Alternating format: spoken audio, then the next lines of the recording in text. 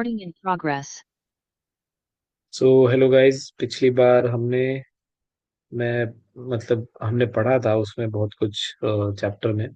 और इस बार मतलब थोड़ा सा डिले है इस वीडियो को डालने में मुझे, जो कि सेकेंड चैप्टर है। मुझे ऐसा लग रहा है कि थोड़ा बीच में ज़्यादा टाइम हो गया उस चीज़ का, लेकिन आई होप कि आपने वो वीडियो देखी होंगी। और दूसरी बात है कि उसमें मैंने आपको फर्स्ट चैप्टर में जो चीज़ें हैं इलेक्ट्रोस्टैटिक्स की वो बताई, लेकिन उसके बाद जो है पोटेंशियल वाला चैप्टर वो चीज़ रह गई। और इसमें जो फर्स्ट पार्ट है वो थोड़ा सा लेंदी है, और बीच में कुछ पर्सनल चीज़ें हैं जिसमें कि मैं थोड़ा बिजी हो गया था, इस वजह से वीडियोज अपलोड नहीं कर पाया। सो हम आज स्टार्ट करते हैं। और मैं कोशिश करूंगा कि इसके आगे जो वीडियोज हैं वो मैं रेगुलरली अपडेट करूं। ज़्यादा लंबे वीडियोज नहीं बनाऊंगा आपसे, क्योंकि इसमें कैसा है कि आपको भी समझ में आएगा शॉर्ट शॉर्ट टॉपिक्स में, और मैं भी समझा पाऊंगा। मतलब उतने टाइम पीरियड में आप ज़्यादा देर तक ज़्यादा मतलब लॉन्ग वीडियो बनेगा तो फिर आपको मतलब लेंदी हो जाता है वो चीज़, एक दिमाग पे लोड जैसा हो जाता है। तो इसमें शॉर्ट वीडियो में आपको जल्दी समझेगा, अलग अलग वीडियोस में आप पार्ट में देख सकते हैं। तो ये चैप्टर 2 है ट्वेल्थ की फिजिक्स की एनसीईआरटी का, अ, मतलब फर्स्ट पार्ट का, जिसमें कि सेकंड चैप्टर कहता है electrostatics, electrostatic potential and capacitance.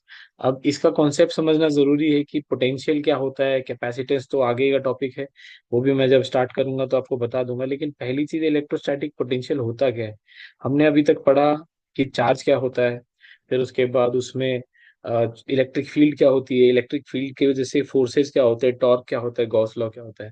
लेकिन यहाँ पर अभी देखेंगे कि ये थोड़ा सा अलग कॉन्सेप्ट है, बिकॉज है तो इलेक्ट्रोस्टैटिक का, लेकिन इसमें थोड़ा सा अलग इसलिए है क्योंकि ये थोड़ा सा वर्क और एनर्जी पे आ जाता है।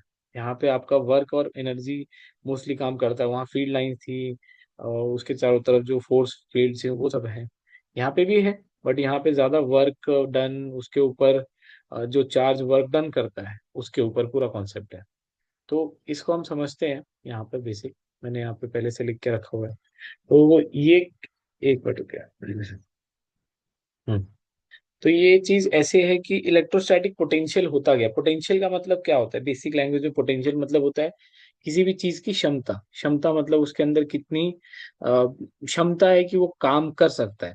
जैसे अगर मैं बोलूं कि मेरे अंदर, फिजिक्स में बोलते हैं कि जितना work is equal to energy, मतलब जितनी एनर्जी है उतना काम होगा, और energy is equal to work, vice वर्सा।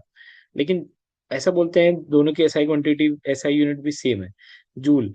और जितना एनर्जी है किसी बॉडी में वो उतना काम करेगी, उसके बाद फिर स्टॉप हो जाती है। या किसी भी इंसान में भी अगर देखा जाए तो जितना एनर्जी रहती है जितनी, उतना वो वर्क डन करता है।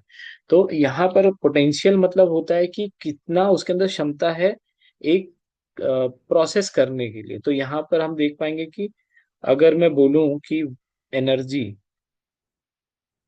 एनर्जी जो है दैट इज इक्वल टू, मैंने क्या बोला, वर्क। ओके, तो ये बेसिक कॉन्सेप्ट है फिजिक्स में। इसको ज्यादा मतलब इतना हाई टॉपिक तो है नहीं जिसमें कि रॉकेट साइंस कुछ लगाना है आपको। तो ये चीज के ऊपर अगर मैं बोलूं कि वर्क उतना हो रहा है जितना वो इंसान वर्क कर रहा है या कोई भी बॉडी वर्क कर रही है, उसको मैं पोटेंशियल बोलता हूँ।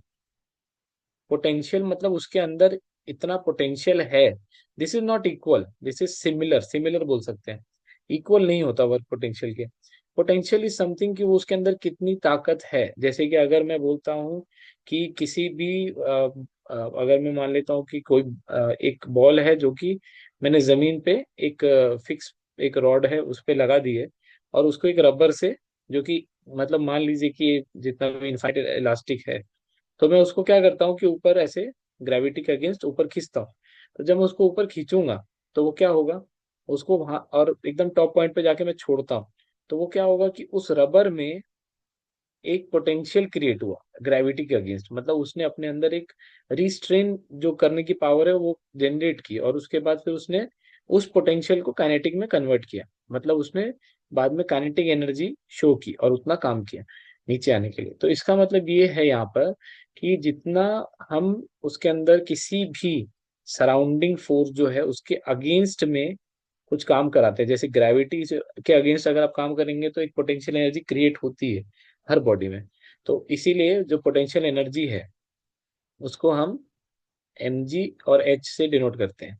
mgh कैसे, वेट जो है, जितना बॉडी का वेट है और मल्टीप्लाइड बाय हाइट, जितना हाइट लिया उसने उतना उसके अंदर पोटेंशियल एनर्जी जनरेट होती है अगेंस्ट ग्रेविटी। ओके, तो दिस इज हाइट। तो ये चीज यहाँ पे बेसिक कॉन्सेप्ट है। अब इलेक्ट्रोस्टैटिक्स में क्या होता है, इलेक्ट्रोस्टैटिक्स में आपके पास ऑब्वियसली किस चीज के अगेंस्ट आप काम करेंगे, अभी तक तो एक ही चीज है जो कि है इलेक्ट्रिक फील्ड।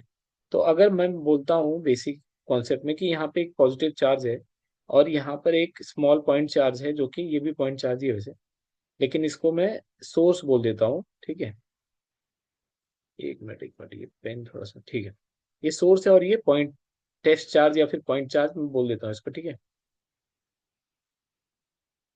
ये वाला पॉइंट चार्ज। अब इसमें क्या है कि इसको मैं पी डिनोट कर देता हूँ, इसको क्यू डिनोट कर देता हूँ।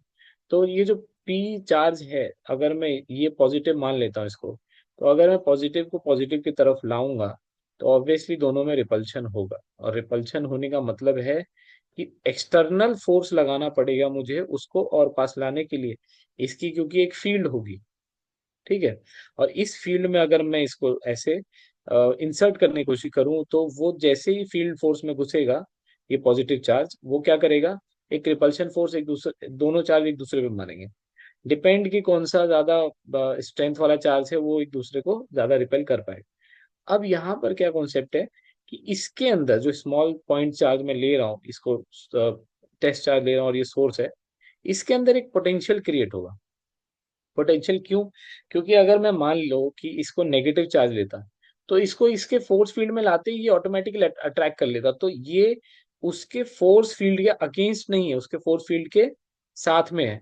तो इसका मतलब क्या हो रहा है कि वो अपने आप उसकी तरफ अट्रैक्ट हो रहा है, तो उसके ऊपर कोई फोर्स एक्सटर्नल लगाना नहीं पड़ रहा। यहाँ पर एक्सटर्नल फोर्स का बहुत मेन कॉन्सेप्ट है। तो एक्सटर्नल फोर्स जितना ज्यादा लगेगा उतना ज्यादा वो उसके अंदर पोटेंशियल क्रिएट होता है। ये इसका बेसिक कॉन्सेप्ट है। तो इस वजह से कोई भी इलेक्ट्रिक फील्ड के अगेंस्ट अगर कोई चार्ज काम कर रहा है, तो उसके अंदर एक पोटेंशियल आ जाता है। तो यहाँ पर अगर मान लो कि ये पॉजिटिव चार्ज था और ये टेस्ट चार्ज है, इसकी फील्ड यहाँ तक है।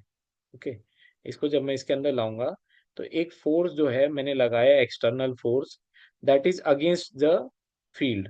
ठीक है, फील्ड इधर जा रही है, तो अगेंस्ट द फील्ड मतलब इस पे माइनस माइनस साइन लगेगा।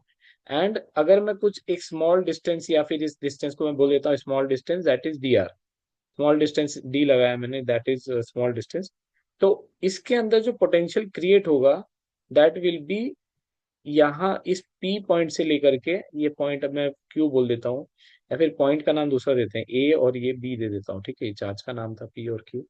तो ए और बी, ए से लेकर अगर मुझे बी तक जाना है ना, तो दैट विल बी उसके, उसका जो ये छोटा सा पॉइंट है, यहाँ पे वर्क डन क्या होगा, work done will B force into displacement. Okay, this displacement, और ये जो डिस्प्लेसमेंट है ये यहाँ पे डी आर है स्मॉल। तो वो जो स्मॉल डिस्प्लेसमेंट है, उसको अगर मुझे पूरा डिस्प्लेसमेंट दिखाना है, तो ऑब्वियसली एक चीज होती है जिसको मैं इंटीग्रेशन बोलता हूँ। और कहाँ से कहाँ तक, एक लिमिट तो लगेगी, तो ए से बी तक, लेकिन एक नेगेटिव साइन के लिए। ओके, तो that will be work done. यहाँ पर बेसिकली हमारे पास एक कॉन्सेप्ट आएगा, that is minus force external integration into D R. ये बेसिक है। वर्क डन का फॉर्मूला मैं आपको पहले बताता हूँ, वर्क डन का फॉर्मूला क्या होता है। वर्क डन का फॉर्मूला होता है फोर्स इनटू डिस्प्लेसमेंट। ओके, मतलब एक ऑब्जेक्ट है मान लीजिए, ठीक है, उसको मैंने एक फोर्स लगाया उसके ऊपर, ऐसे स्ट्रेट लगाया, एंगल पे नहीं। तो वो ऑब्जेक्ट यहाँ इनिशियल पोजीशन से जो फाइनल पोजीशन पे वो जाएगा, ठीक है, मान लो यहाँ पे गया फ्यूचर में, तो यहाँ पर आएगा, ये डिस्टेंस मैंने डी माना, तो इसके ऊपर जो फोर्स लगा मल्टीप्लाइड बाय उसका distance, that will be equal to उसने कितना वर्क डन किया। ओके, 2 मिनट दीजिएगा, 1 मिनट।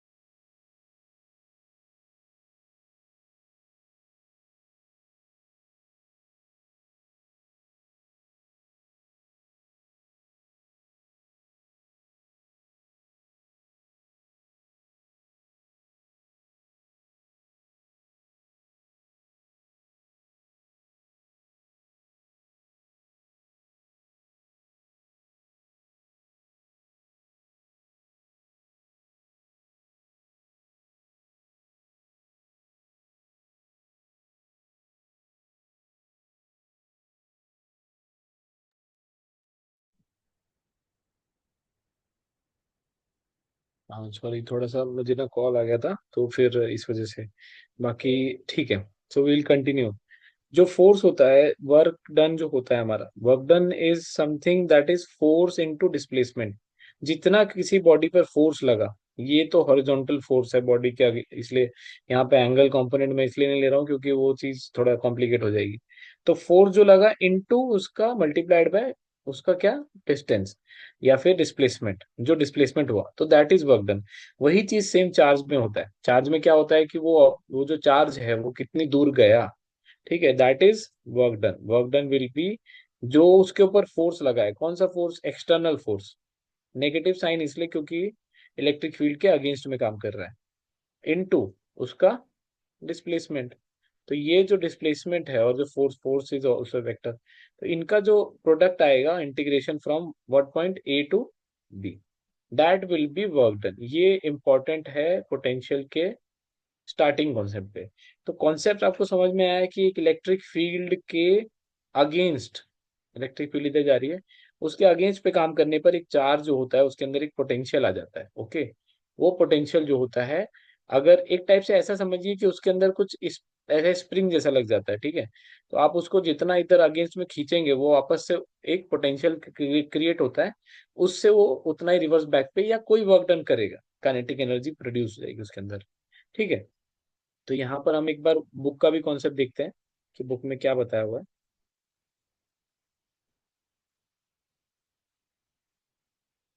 यहाँ पर ये जो ये कॉन्सेप्ट है ये वही है कि उन्होंने आर से पी पर लाया एक चार्ज, टेस्ट चार्ज को, ये कैपिटल क्यू है उसके इलेक्ट्रिक फील्ड में।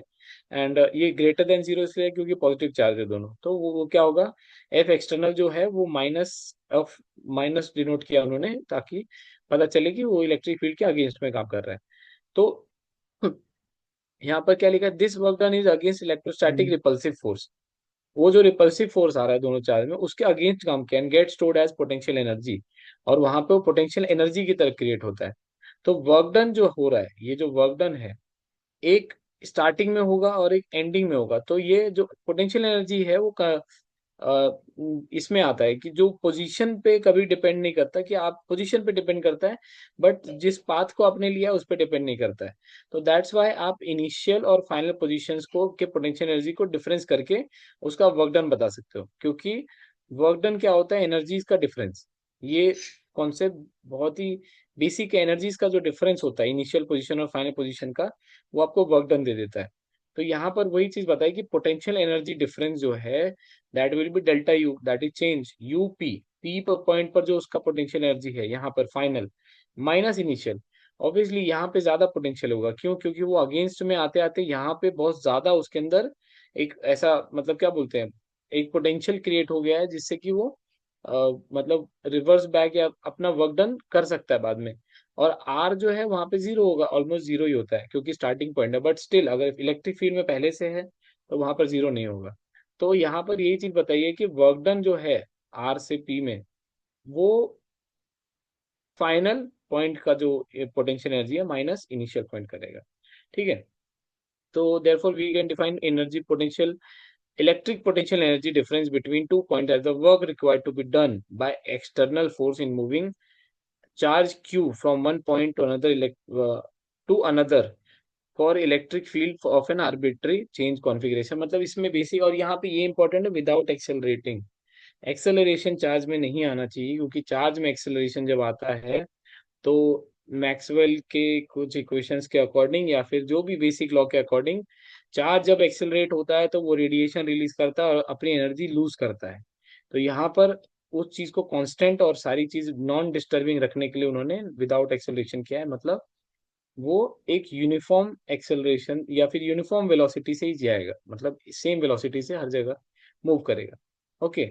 अब यहाँ पर क्या है, note there there is the displacement in opposite sense, so the electric force and hence work done by electric field is negative. Electric field जो वर्क डन करेगा वो नेगेटिव होगा, और जो एक्सटर्नल फोर्स जो वर्क डन कर रहा है वो पॉजिटिव होगा। भले ही एक्सटर्नल फोर्स का डायरेक्शन नेगेटिव है इलेक्ट्रिक फील्ड के। तो ये चीज समझिए कि इलेक्ट्रिक फोर्स जो है, इलेक्ट्रिक फील्ड जो है, वो जो वर्क डन वो चार्ज को लाने में हो रहा है वो पॉजिटिव है, उसको हम पॉजिटिव कंसिडर कर रहे हैं। तो जो इलेक्ट्रिक फील्ड वर्क डन करेगा वो नेगेटिव हो जाएगा ऑटोमेटिकली। ओके। तो ये चीज यहाँ पे बताइए।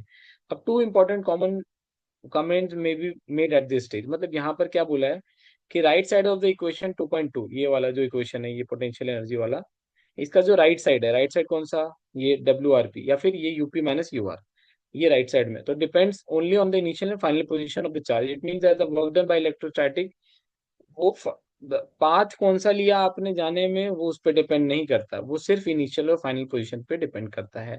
That is the characteristic of conservative force. Potential energy भी कंजर्वेटिव फोर्स ही है, तो वो हमको समझ में आ रहा है। Okay, this concept of potential energy would not be meaningfully work done, work dependent on path. अगर ये वर्क जो हो रहा है वो अगर पाथ पे डिपेंड करता, जैसे कि फ्रिक्शन है, फ्रिक्शनल फोर्स जो होता है वो पाथ पे डिपेंड करता है, क्योंकि फ्रिक्शन पाथ पे ही लगता है ना, तो यहाँ पर अगर वो डिपेंड कर जाता पाथ पर, तो वो पोटेंशियल एनर्जी का कॉन्सेप्ट ही ब्रेक हो जाता है यहाँ पर, और वो पूरा जो सीक्वेंस में जो भी इसका सॉल्विंग होगा वो सब गड़बड़ हो जाएगा। तो यहाँ पर उस चीज का जो प्रूफ है वो इन्होंने नहीं दिया है। एंड सेकेंड थिंग कि इसका जो इक्वेशन है 2.2 जो ऊपर हम देख रहे थे, defines potential energy difference in terms of physically meaningful quantity work. Potential energy का डिफरेंस उन्होंने बताया वर्क के टर्म में, जो वर्क है ना सबसे राइट साइड में यहाँ पर, ये वाला, इसके टर्म्स में उन्होंने पोटेंशियल एनर्जी का डिफरेंस बताया। That is direct final minus initial. Okay, अब यहाँ पर क्या है, what this means, quantity, physical quantity work, clearly potential energy so defined, ये सब ऐसे ही है। तो ये चीज में आपको समझना इंपॉर्टेंट ये है कि जो यहाँ पर पोटेंशियल एनर्जी है और जो पोटेंशियल क्रिएट हो रहा है और जो उसके अंदर वर्क डन हो रहा है, that is depending only on the initial and final position. Potential वो जो कंजर्वेटिव फोर्स का कैरेक्टरिस्टिक है। ओके, इसके बाद आते हैं इलेक्ट्रोस्टैटिक पोटेंशियल पे। इलेक्ट्रोस्टैटिक पोटेंशियल क्या होता है, अब यहाँ पे अगर एक और चीज देखी जाए, जैसे कि वर्क डन मैंने क्या बोला, यहाँ पर एक चीज बस ये इंपॉर्टेंट है देखने के लिए, अगर मैं किसी भी चार्ज को इन्फिनिटी से लेके आता हूँ, मतलब ऐसा पॉइंट मैंने माना जो कि आउट ऑफ रेंज है, तो उसको इन्फिनिटी हम बोल देते हैं, ठीक है, वो मेजरेबल क्वांटिटी से बाहर है। तो वो अगर वहां से मैं लेके आता हूँ उसको एक पर्टिकुलर इलेक्ट्रिक फील्ड के पॉइंट पर, ठीक है, या चार्ज के पास लेके आता हूँ, तो वहां पर जो पोटेंशियल एनर्जी होगी इन्फिनिटी पॉइंट पे, और यहाँ पे जो पोटेंशियल एनर्जी होगी, उन दोनों का डिफरेंस हो जाएगा। ओके, तो फाइनल कौन सा पॉइंट है, जो चार्ज के पास है, और इनिशियल कौन सा है, इन्फिनिटी पे। तो मैं क्या करूंगा, चार्ज के पास वाला पोटेंशियल एनर्जी माइनस इन्फिनिटी का potential energy, that will be what, the work done infinity से पी तक लाने में मुझे। तो मैं क्या करूंगा, पी पॉइंट पे माइनस इन्फिनिटी पॉइंट पे। अब इन्फिनिटी पॉइंट पे, कोई भी इन्फिनिटी पॉइंट पे पोटेंशियल एनर्जी क्या होगी, जीरो, क्योंकि वो रेंज से ही बाहर है। जब रेंज से बाहर है तो उसके अंदर पोटेंशियल कुछ क्रिएट ही नहीं हो रहा है, और पोटेंशियल ही क्रिएट नहीं हो रहा है तो इसका मतलब क्या है, वो जीरो हो जाएगा। तो ये यूपी सिर्फ बचता है, तो जो वर्क डन होगा that will be depending directly on what, जो पोटेंशियल उसके अंदर क्रिएट हुआ चार्ज फील्ड में लाने के बाद उस पॉइंट पी पर। Okay, since the potential P is arbitrary, provides us with a definition of potential energy of a charge q at any point. Potential energy of, अब ये ध्यान से सुनिए, potential energy of charge q at a point is the work done by the external force in bringing the charge q from infinity to that point, equal and opposite of electric force, ये बीच में लिखा हुआ है, in presence of field due to any charge configuration। मतलब इसका ये है, मैं आपको डायग्राम की मदद से समझाता हूँ। ओके, यहाँ पर ये चीज बोला गया है कि अगर जो वहां पे इलेक्ट्रिक पोटेंशियल क्या होता है कि किसी भी चार्ज को, किसी भी, एक मिनट रुकिए पेन, ठीक है, किसी भी चार्ज को अगर मैं इन्फिनिटी पोजीशन से लेकर के कहाँ पे, एक चार्ज जो फील्ड है उसके अंदर लाऊं, उसके अगेंस्ट मूव करते हुए, तो वो जो डिफरेंस आएगा वर्क का, ओके, वर्क का नहीं, पोटेंशियल एनर्जी का, that will be work done. और यहाँ पे क्या बोला उन्होंने, potential energy of a charge, एक चार्ज के अंदर कितनी पोटेंशियल एनर्जी बनेगी, that is the work done, वो वर्क डन जितना मैंने किया उस चार्ज को इन्फिनिटी से उस पी पॉइंट तक, या उस चार्ज जो सोर्स चार्ज है वहां तक लाने के लिए, that is the potential energy which will be created, वो पोटेंशियल एनर्जी उसके अंदर क्रिएट होगी। ओके, अब इलेक्ट्रोस्टैटिक पोटेंशियल क्या होता है, इलेक्ट्रोस्टैटिक पोटेंशियल इज समथिंग, जो उसके अंदर एक क्षमता आती है काम करने की, वर्क डन करने की, ठीक है। तो ये चीज बेसिक है, यहाँ पे समझना पड़ेगा कि फोर्स क्या होता है। हमने फोर्स पढ़ा था कि चार्ज इनटू इलेक्ट्रिक फील्ड होता है, ये तो फॉर्मूले में ही है। तो consider any general static charge configuration we define potential energy of the work done on charge, ठीक है। अब उसके ऊपर वर्क डन कितना कर रहे हैं, ठीक है, तो हमने ऊपर ही डेफिनेशन में देखा कि पोटेंशियल एनर्जी क्या होगी, जितना उसके ऊपर वर्क डन होगा एक्सटर्नल फोर्स का। ओके, तो यहाँ पर ये चीज देखने को मिलती है कि वो उसके अंदर पोटेंशियल एनर्जी कितनी होगी, जितना उसके ऊपर वर्क डन होगा एक्सटर्नल फोर्स के थ्रू। तो this work done is obviously proportional to Q. ये क्यू के इसलिए प्रोपोर्शनल होगा क्योंकि उसके ऊपर वर्क डन करने के लिए मुझे फॉर्मूले में उस वैल्यू को डालना पड़ेगा। और वो चार्ज के ऊपर ही फोर्स लगा रहा हूँ ना मैं, तो वो चार्ज के ऊपर ही डिपेंड करेगा कि उसको मैं कितना धक्का मार सकता हूँ। ठीक है। और उसके बाद आता है एक इलेक्ट्रिक फील्ड। तो इसीलिए फोर्स का फॉर्मूला होता है test charge into electric field. तो there is electric field at that point. जो ये इलेक्ट्रिक फील्ड उस चार्ज का नहीं है जिसको मैं धकेल रहा हूँ, ये उसका है जो दूसरा चार्ज प्रोड्यूस कर रहा है मुझे उसको उसके फील्ड में लाने के लिए। ओके। तो यहाँ पर एक चीज समझ में मुझे आती है कि work done by external force in bringing a unit positive charge from R to P, वो जो हमने ऊपर देखा था ना आर से पी पे लाने के लिए, तो उसमें मुझे वर्क डन होगा that will be what, VP minus B R. VP minus B R क्या है, इस चीज को समझने के लिए उन्होंने लिखा कि UP minus U R upon Q. मतलब ये है work done per unit charge. एक चार्ज पे मुझे जितना वर्क डन करना पड़ रहा है that is called electrostatic potential. मतलब उसके अंदर कितनी ताकत होगी। देखो टोटल वर्क डन मैंने किया, लेकिन टोटल वर्क डन किसके रेस्पेक्ट में किया, उस चार्ज के रेस्पेक्ट में किया ना। तो टोटल वर्क डन या टोटल पोटेंशियल एनर्जी जो उसके अंदर बनी, ठीक है, उसके जो वर्क डन उसने किया पर यूनिट चार्ज, क्या टोटल जो वर्क डन उसने किया पर unit charge, that is called electrostatic potential यहाँ पर। तो ये डेफिनेशन रहता है यहाँ पर इलेक्ट्रोस्टैटिक पोटेंशियल का। सेम सिंपल कॉन्सेप्ट है कि जो मैंने वर्क डन किया किसके ऊपर, एक चार्ज के ऊपर। ये चीज फिर से सुनिए, जो मैंने वर्क डन किया एक चार्ज के ऊपर per unit charge, that is called as potential और इलेक्ट्रोस्टैटिक पोटेंशियल। पोटेंशियल डिफरेंस अलग होता है, पोटेंशियल अलग होता है। पोटेंशियल इज अ सिंगल, उसको हम डायरेक्टली भी वी डिनोट कर सकते हैं। पोटेंशियल डिफरेंस दो पॉइंट्स का कॉन्सेप्ट होता है सिमिलर ही, डायमेंशंस भी सेम रहते हैं। लेकिन पोटेंशियल और पोटेंशियल डिफरेंस को अगर आप देखेंगे तो वो थोड़ा सा बहुत माइन्यूट वेरिएशन है, एकदम थिन हेयर जैसा। तो यहाँ पर क्या होता है कि ये V जो मैं डिनोट करता हूँ वो डिनोट करता हूँ पोटेंशियल के लिए। तो उन इस पॉइंट पे जो पोटेंशियल होगा P पर, ठीक है, और जो R पॉइंट पे पोटेंशियल होगा वो कैसे आएगा मुझे, वो आएगा work done per unit charge. उस पूरे पाथ में जो वर्क डन हुआ पर यूनिट चार्ज, वर्क डन का फॉर्मूला हमने ऊपर ही देखा है।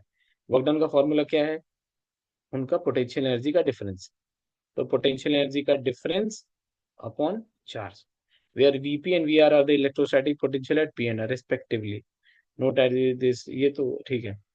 If as before we choose the potential to be zero at infinity implies that, अगर इन्फिनिटी पे मैं बोल देता हूँ यहाँ पे R कौन सा पॉइंट है और P कौन सा पॉइंट है वो देखो। R जो है वो इन्फिनिटी बन जाएगा और P जो है वो क्या बन जाएगा, वो बन जाएगा पॉइंट के मतलब चार्ज के पास वाला, सोर्स चार्ज के पास वाला पॉइंट।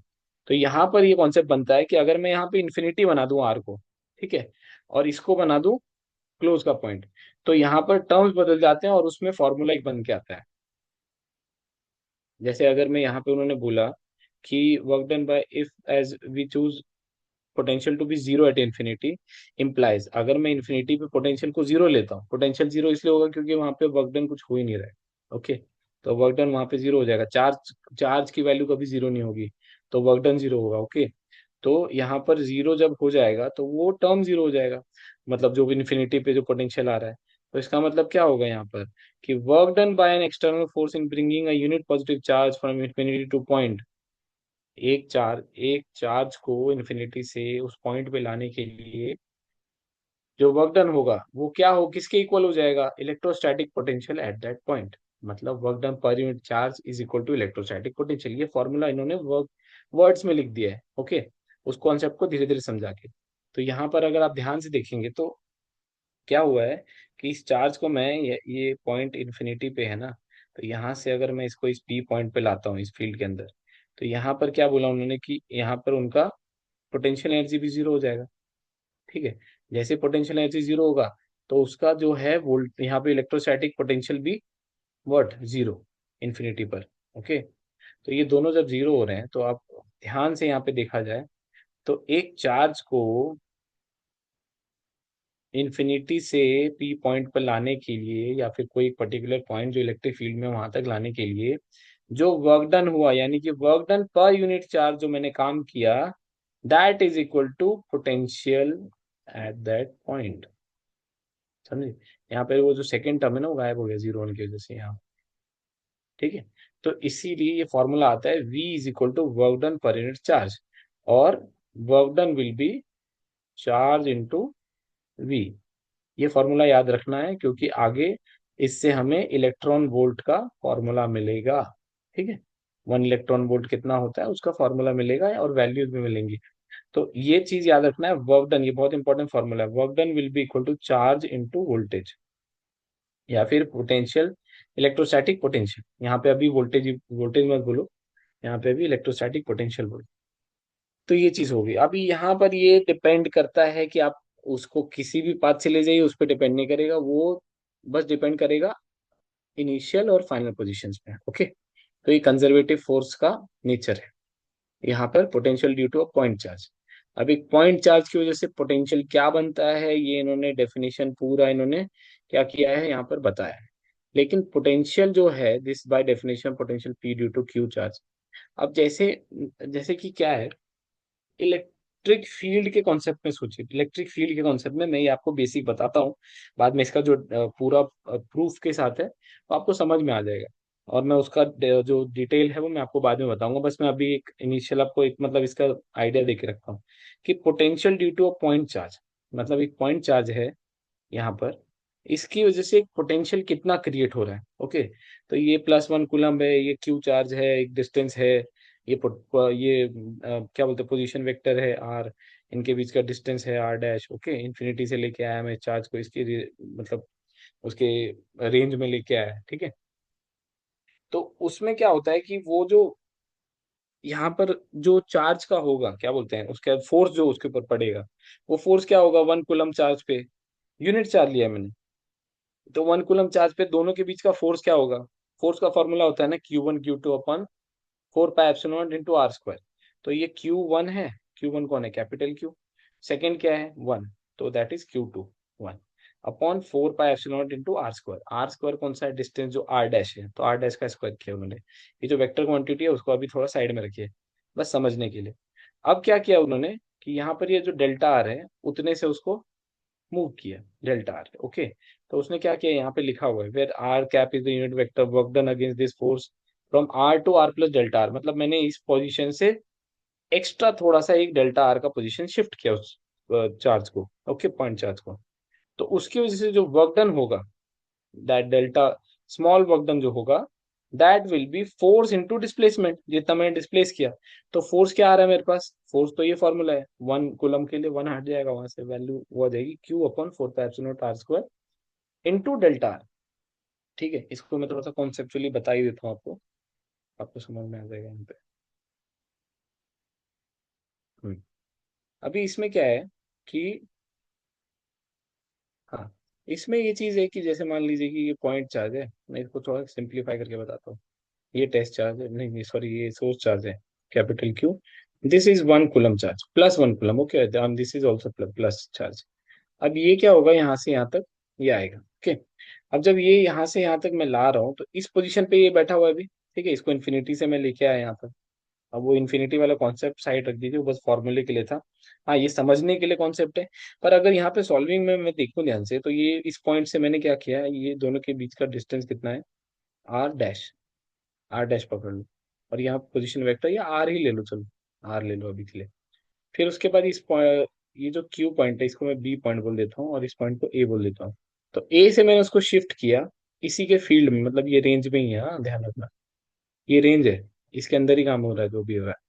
तो ए से मैंने उसको शिफ्ट किया ए डैश पे, मतलब यहाँ से यहाँ तक लाया। तो ये जो स्मॉल डिस्टेंस है ना, ये जो स्मॉल डिस्टेंस मैंने शिफ्ट किया, that is delta are. Okay. तो मुझे ये पता करना है कि ये चार्ज पहले जो इन दोनों चार्जेस के बीच में फोर्स क्या हो रहा था। तो फोर्स क्या होता है, formula, force is equal to force between two charges is equal to what, Q1 Q2 upon, या फिर के लगा दो यहाँ पे, अपॉन आर स्क्वायर। ये सिंप्लीफाई हो जाएगा। तो यहाँ पे के रहने दो वैसे ही के को। Q1 Q2 क्या है, Q1 is capital Q, and Q2 is 1 coulomb multiply 1/r²। इन दोनों के बीच का डिस्टेंस अभी इतना है। ओके, अभी इतना है। लेकिन मैंने उसको क्या किया, आर से और उसमें डेल्टा आर शिफ्ट किया उसको अंदर की तरफ। वैसे तो माइनस होना चाहिए अगर ऐसे देखा जाए, लेकिन वो एक्स्ट्रा और इधर आया है आर से। तो फिर इससे मुझे समझ में आएगा कि जो उसके अंदर जो क्या बोलते हैं, उस डेल्टा आर पोजीशन का जो शिफ्ट हुआ, उसकी वजह से उसके अंदर कितना वर्क डन हुआ। तो work done equal to force into displacement. तो फोर्स मुझे पता है, फोर्स क्या है, फोर्स इज दिस। हाँ, तो डिस्प्लेसमेंट क्या है, डेल्टा आर। तो इससे मुझे समझ में आ रहा है कि अगर मैं इस फोर्स और डेल्टा आर को मल्टीप्लाई कर दूं, यानी कि इस वैल्यू में डेल्टा आर मल्टीप्लाई कर दूं, तो that will become what, work done. Okay, तो यहाँ पे ये चीज लिखी हुई है directly, work done will be equal to क्या, force into delta R. And force क्या है मेरे पास, फोर्स है क्यू इंटू वन, के भी लगाना है, Q upon r² into delta R. तो this is force, this is displacement. ये चीज यहाँ पे समझनी बहुत जरूरी है। ओके, अब यहाँ पे एक और चीज दिख रही है कि अब वो जो वर्क डन है, नेगेटिव साइन यहाँ पे क्यों लगाया उन्होंने, वो स्मॉल वर्क डन है छोटा सा, मैं वहां डब्ल्यू लिख दिया, बट डेल्टा डब्ल्यू पकड़ के चलो, इसको इंटीग्रेट करना होगा बाद में। तो नेगेटिव साइन अपियर्स बिकॉज जो आर है दैट इज क्या है, वो लेस देन जीरो है। लेस देन जीरो मतलब क्या होता है, नेगेटिव है। अब नेगेटिव का कॉन्सेप्ट इसलिए बोल रहे हैं वहां पे क्योंकि वो जो हमारा पोजीशन वेक्टर है ना, यहाँ पर पोजीशन वेक्टर, ये जो आर का डायरेक्शन है, वो किस तरफ जाएगा, चार्ज से आउटवर्ड जा रहा है, ये जो इससे। तो हमने मूवमेंट किधर किया, इसको रेफरेंस चार्ज लिया ना, तो उससे हमने मूवमेंट अगेंस्ट में किया है। तो अगेंस्ट में किया है तो इसका मतलब वो जो वर्क डन होगा that will be negative. Okay, तो that will be minus charge वो लगाया हुआ है। Okay, total work done by external force is obtained by integrating R को मैंने इन्फिनिटी से आर तक लाने में जो काम किया, मतलब आर डैश जो है वो कॉमन है। R dash is a very arbitrary concept, उसमें मैंने क्या किया, एक इन्फिनिटी पॉइंट मान लिया और एक आर पॉइंट मान लिया। आर कहाँ पे आएगा, यहाँ पर, ये आर है और ये इन्फिनिटी। तो इन्फिनिटी से आर तक लाने के लिए मुझे कितना वर्क डन लगेगा, तो इंटीग्रेट करूंगा मैं। अब जब उसको इंटीग्रेट करूंगा मैं, तो वो चीज सॉल्विंग में कैसी दिखेगी, बता दो।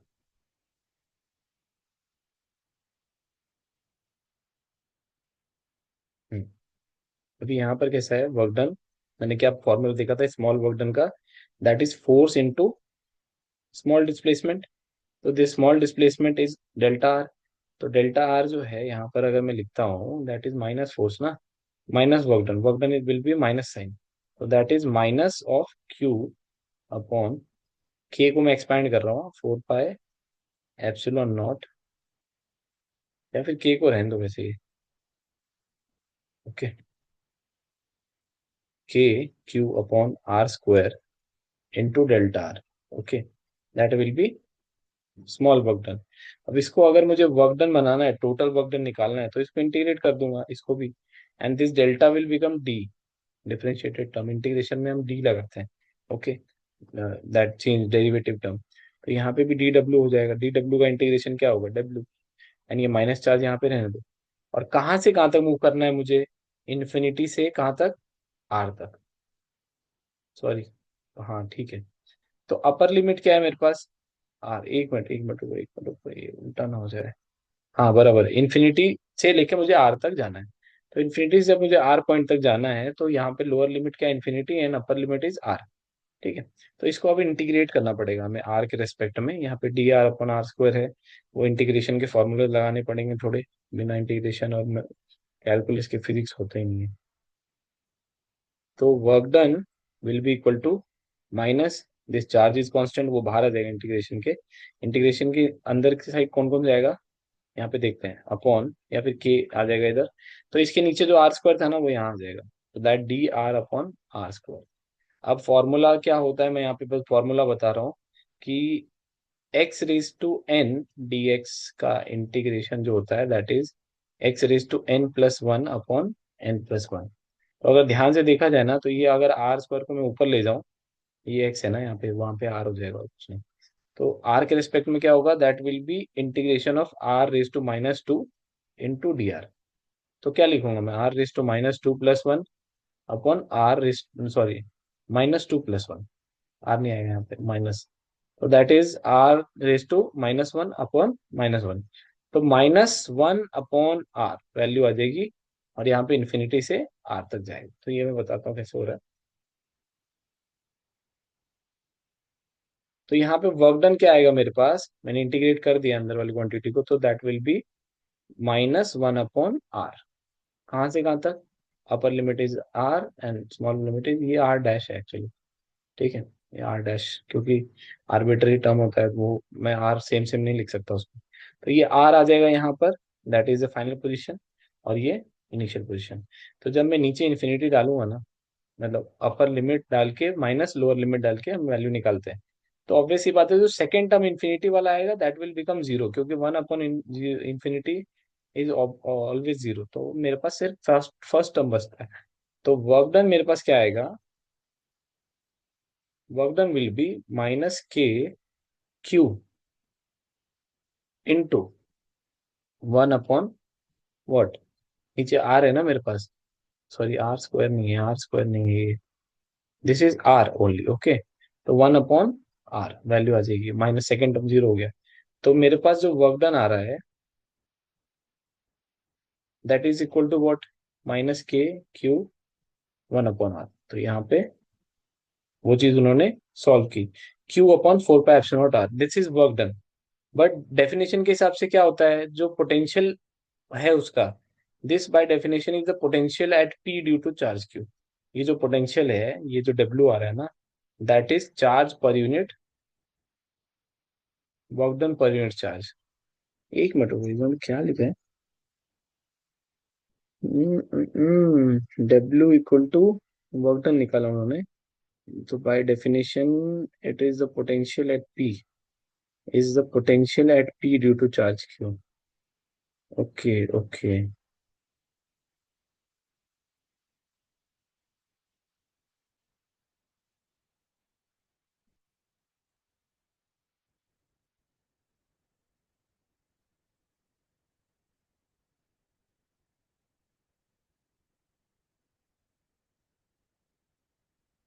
अच्छा हाँ हाँ हाँ, इन्होंने क्या बोला कि उस चार्ज के ऊपर जितना मैंने वर्क डन किया, कौन से चार्ज के ऊपर, टेस्ट चार्ज के ऊपर, दैट उसके ऊपर जो वर्क डन हुआ, वो मैंने जो वर्क डन निकाला है वो टेस्ट चार्ज के ऊपर है, जो स्मॉल क्यू को मैं ला रहा था।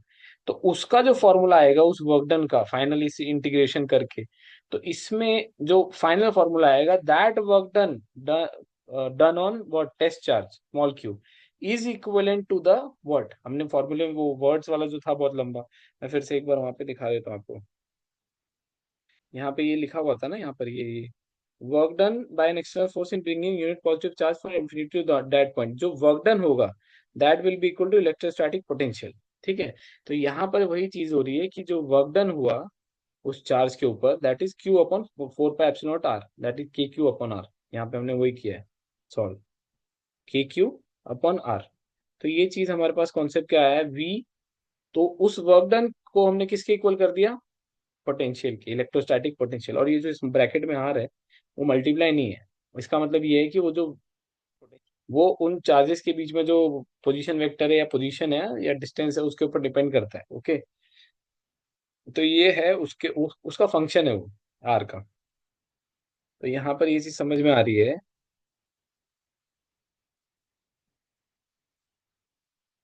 कि हमारे पास जो वर्क डन था, एक इन्फिनिटी से ला करके उस पी पॉइंट तक जो चार्ज को हम लाए, कौन सा, टेस्ट चार्ज को, वो इक्वल हो जाता है उस पोजीशन पे जो पोटेंशियल होता है, ओके। तो इसीलिए मैंने जो वर्क डन का फॉर्मूला आया उसको क्या लिख सकते हैं हम, k/q - k/q/r will be equal to potential. अब k का एक्सपेंड कर दो, k इज इक्वल टू 1/4πε0, तो that will be -q/4πε0 into R. लेकिन एक चीज और ध्यान देना कि जो यहाँ पे वोल्टेज है that is equal to work done per unit small charge, यहाँ चार्ज का फर्क है, ठीक है। जैसे फर्स्ट चैप्टर में मेरे पास इलेक्ट्रिक फील्ड का फॉर्मूला था सोर्स चार्ज के कॉन्सेप्ट में, 4πε0r² will be equal to force per unit small charge, ठीक है। यहाँ पे भी सिमिलर वैसा कॉन्सेप्ट आ रहा है कि अगर मैं वर्क डन को डालूं तो वो टेस्ट चार्ज को कंसिडर करना पड़ता है मुझे फॉर्मूले में, लेकिन अगर मैं सोर्स चार्ज को डाल दूं तो यहाँ पर मुझे फोर पाई एप्सिलॉन नॉट का एक्सपेंडेड फॉर्मूला यूज करना पड़ता है, वही चीज इलेक्ट्रिक फील्ड में है। ठीक है। तो अब यहाँ पे कंपैरिजन भी आता है एक बाद में कि इलेक्ट्रिक फील्ड कैसे वेरी करती है स्क्वायर टर्म्स में, इनवर्स स्क्वायर लॉ। और ये लीनियरली नहीं, 1/r, मतलब ये इनवर्स डायरेक्ट जाता है, वो इनवर्स स्क्वायर में जाता है, ये सिर्फ डायरेक्ट मतलब इनवर्स में जाता है। इनवर्स मतलब एक क्या बोलते हैं, उसके ऊपर पावर नहीं है कुछ, वो लीनियर पावर पे है, और ये स्क्वायर पावर पे, मतलब ये कैसा होता है, स्क्वायर में जाता है। तो एक बार देखते हैं, उसका ग्राफ भी देखेंगे। ठीक है।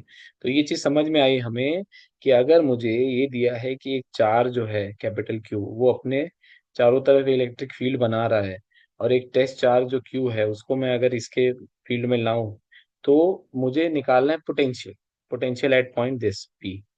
तो जब मैं इस क्यू के टर्म में लिखूंगा तो मैं कैसे लिखूंगा, that potential will be work done per unit this charge, test charge. But अगर मुझे इस जो सोर्स चार्ज है उसके टर्म्स में लिखना है, तो that will be equal to K Q by R. R क्या है, आर इस पॉइंट से इस पॉइंट तक का डिस्टेंस। ठीक है, वो निकालना है मुझे। तो यहाँ पर ये कॉन्सेप्ट होता है खत्म। ओके। और यहाँ पर हमने इसी देखा, ये देखो ये ग्राफ है, ये जो मैं बता रहा था अभी, वी कैसा होता है, वी 0.5 और 1 तक जाते जाते कम रहता है, इलेक्ट्रिक फील्ड वाले से इनवर्स, मतलब कम वेरी करता है और आगे जाता है। ये मैं अगली बार आपको पूरा समझाऊंगा ग्राफ कैसे वेरी करता है, इनवर्स जो लीनियर इनवर्स है और स्क्वायर इनवर्स में वो कैसे वेरी करता है। ये उल्टा जा रहा है, मतलब अगर मैं नीचे धीरे धीरे ना, नीचे जो है उसमें क्या है, यहाँ पर वैल्यू किसकी बढ़ रही है, ये ई और बी है। ठीक है, यहाँ पर, और नीचे जो है डिस्टेंस की वैल्यू है। तो जैसे जैसे डिस्टेंस बढ़ता है, वैसे वैसे ई जो होता है उसका स्क्वायर में इनवर्स होता है। तो इसीलिए आप देखेंगे कि वो बहुत ही स्टीपली जा रहा है नीचे, लेकिन ये कैसे जा रहा है, ये थोड़ा सा मतलब नॉर्मल तरीके से जा रहा है, और वो एकदम से स्टीप होता है। जैसे आप इसको अगर उल्टा करेंगे ना, मिरर इमेज, या फिर मिरर इमेज भी नहीं बोला तो, ये फर्स्ट क्वाड्रेंट है तो थर्ड क्वाड्रेंट में करके उसको देखेंगे ना, या फिर इसका रिवर्स इमेज भी किए या उल्टा करके, तो आपको एक स्टीप स्लोप दिखेगा, जो कि एक क्या बोलते हैं, क्वाड्रेटिक इक्वेशन या फिर स्क्वायर टर्म का जो होता है, एक्स स्क्वायर जो फंक्शन होता है उसका जाता है। तो इसको उल्टा करने का मतलब 1/r² को उल्टा करना, मतलब आर स्क्वायर का, आर स्क्वायर का जैसा ग्राफ जाता है वैसे ही 1/r² का नीचे आते हुए दिखता है। ओके, ई वैसे वेरी करता है, और जो वी होता है वो नॉर्मली जाता है, 1 के बाद चेंज हो जाता है, यहाँ पे ऊपर आ जाता है ये।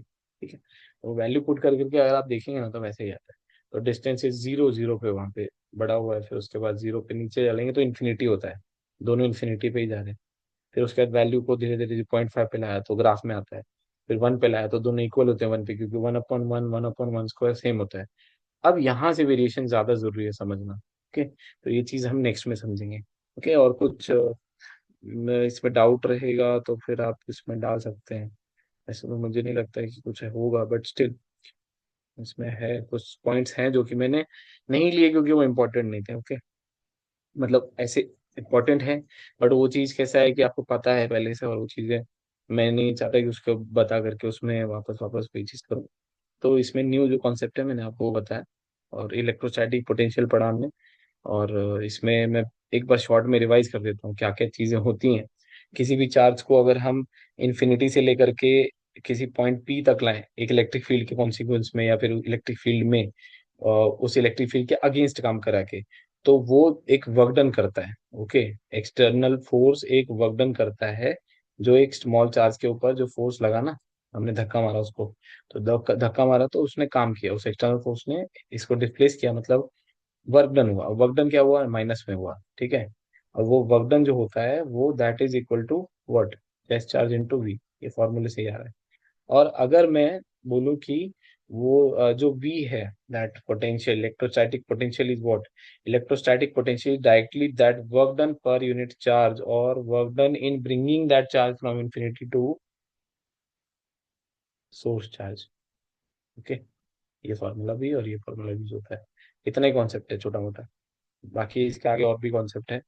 तो जो और मैंने जो ग्राफ बताया उसका मैं एक और बार बता देता हूँ जिस, कि अगर मैं ग्राफ ले रहा हूँ ऐसे, ठीक है, यहाँ पे डिस्टेंस है r, जैसे जैसे बढ़ेगा वैसे वैसे ई और वी कैसे होता है, तो इलेक्ट्रिक फील्ड कैसे जाता है, electric field is something like 0 पे इन्फिनिटी चला जाता है, मतलब वो दिखेगा नहीं, असिम्प्टोटिक ग्राफ बनता है, मतलब एकदम वो close tends to 0, but not tends to infinity, but infinity एकदम एग्जैक्ट वहाँ पे टच कर जाता है तो दिखेगा ही नहीं।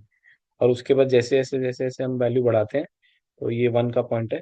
वन पॉइंट पे क्या होता है, one upon R will be one, and one upon R square will also be one. तो ये इलेक्ट्रिक फील्ड का है, ये वोल्टेज का है, पोटेंशियल का है।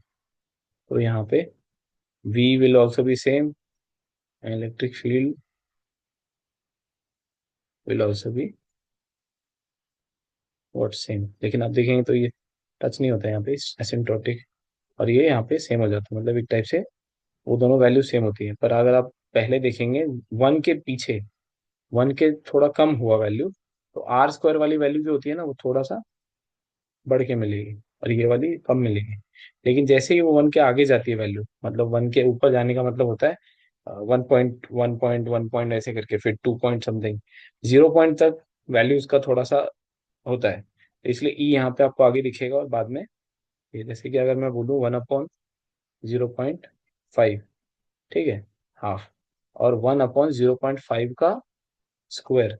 तो ये फर्क कैसे दिखता है, देखो कौन ज्यादा आगे होगा, मतलब ई इधर होगा, डी कैसे दे, 1/0.5 का मतलब होता है कि 0.5, यहाँ पे एक zero, that will be two. Okay, तो जो वी आएगा that will be directly proportional to. Proportional इसे लगा रहा हूँ क्योंकि फॉर्मूला नहीं है वो पूरा, प्रोपोर्शनल है 1/r के। और 1/0.25 है ना, ये फाइव स्क्वायर का। इलेक्ट्रिक फील्ड कैसे होगी, 1/0.25, मतलब यहाँ पे दो जीरो आएंगे, दैट विल बी फोर। तो आगे कौन है, देखो ध्यान से, ई ही है, तो आगे ही रहेगा, वो थोड़ा सा वैल्यू आगे रहेगा। लेकिन जैसे ही वो वन के आगे जाता है, मतलब अगर मैं एक पॉइंट ले लेता हूँ वन के आगे 1.5, ओके, तो 1.5 ले लेता हूँ, तो 1/1.5 एंड 1/1.5 का स्क्वायर। तो that will B, this is voltage and this is what, electric field. तो 1/1.5 विल बी 10/15। तो ये ऑब्वियसली देखते हैं आगे कैसे होता है। और 10/15 is for what, potential. Electric field के लिए क्या आएगा, 1/15 का स्क्वायर 2.25, दैट विल बी 2.25। तो 1/2.5 मतलब यहाँ पे 100 आ जाएगा। तो 100/225 एंड 10/, व्हाट, 15। और अगर मैं इसको लेता हूँ मल्टीप्लाई पे, इसको 10 10 कर दूं, 10, तो ऊपर आ जाएगा इसमें 100/150, और दिस विल बी 100/225। अब इस रेशियो का कंपैरिजन कैसे करते हैं, आपको देख के समझ में आ रहा होगा, मैं बता देता हूँ फिर भी। ऊपर 100 है, ऊपर 100 है, नीचे क्या है, नीचे कौन सी क्वांटिटी, ऊपर कॉमन आ गया ना, तो कॉमन को गैप कर दो। नीचे बस देखना है कि किसमें बड़ी क्वांटिटी है। तो जिसमें बड़ी क्वांटिटी होगी वो छोटी हो जाएगी, ग्राफ में नीचे दिख जाएगी। और जिसमें बड़ी क्वांटिटी होगी या छोटी क्वांटिटी होगी, वो ग्राफ में ऊपर आ जाएगी। तो वोल्टेज ऑटोमेटिकली वन के बाद क्या हो गया है, यहाँ पे अगर ग्राफ देखेंगे तो वोल्टेज जो है वो लाइन ऊपर है, और इलेक्ट्रिक फील्ड की लाइन नीचे भाग गई है। तो इसीलिए हुआ, और कुछ नहीं। ये मतलब फ्लक्चुएशंस, मतलब ये वेरिएशन होता है डिस्टेंस के हिसाब से। तो वो ग्राफ इसलिए वैसा दिख रहा है आपको यहाँ पे। तो वेरिएशन बताया कहाँ गया, ये रहा। ओके, तो ये चीज है। थोड़ा सा उस पे अगर खुद से वैल्यू डाल के ट्राई करेंगे तो वो समझ में आ जाएंगी चीजें। Okay, how it varies with respect to R. और यहाँ पे एक क्वेश्चन है, वो नेक्स्ट टाइम, और ये जो ग्राफ है मैं फिर से डिटेल में बताऊंगा नेक्स्ट टाइम में। ओके, सो अभी के लिए इतना ही। और फिर फिजिक्स में जो भी कॉन्सेप्ट है मैं धीरे धीरे बना के वीडियोज इसके ऊपर लाऊंगा। और आई होप ये चीज़ समझ में आई होगी आपको। सो अभी के लिए बाय, गुड नाइट, रात हो रहा है यहाँ पे, एंड ओके।